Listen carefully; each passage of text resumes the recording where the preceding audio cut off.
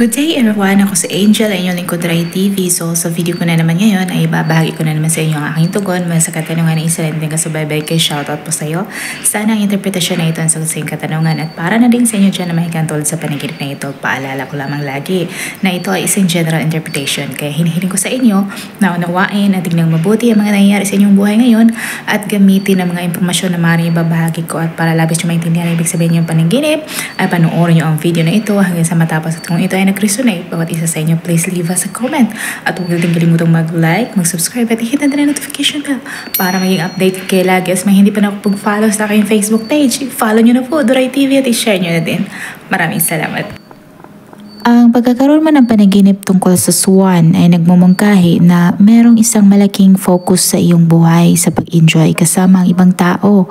Ang swan na lumalangoy or lumulutang sa tubig katulad ng ilog, ito ay nagpapakita na puno ka ng positive experiences at ang material na attainment ay malapit mo nang maabot. Ang panaginip ay nangangahulugan ng luck, glory, joyfulness, party at iba pang benefits ahead. Ito din ay isang magandang panaginip referring sa dignity at tagumpay, whether ang swan man ay lumilipad or nag-glide sa tubig or sa ilog. Ang panaginip ay nag-foretells din ng happiness sa iyong family at good financial conditions ahead. At ang kulay puti na swan ay nangangahulugan ng prosperity and luck.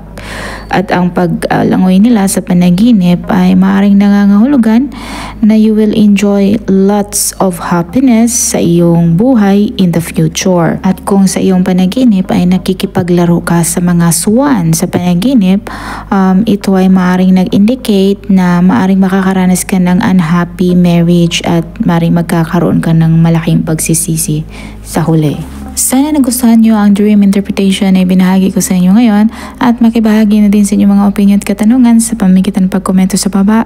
At kung ikaw ay bago pa lang sa akin channel ay huwag kalimutang mag-like, mag-subscribe at hit na din ang notification bell para may update kayo lagi at may hindi pa nakapag-follow sa aking Facebook page. I-follow nyo na po Rai TV at i-share nyo na din. Maraming salamat hanggang sa muli. Paalam!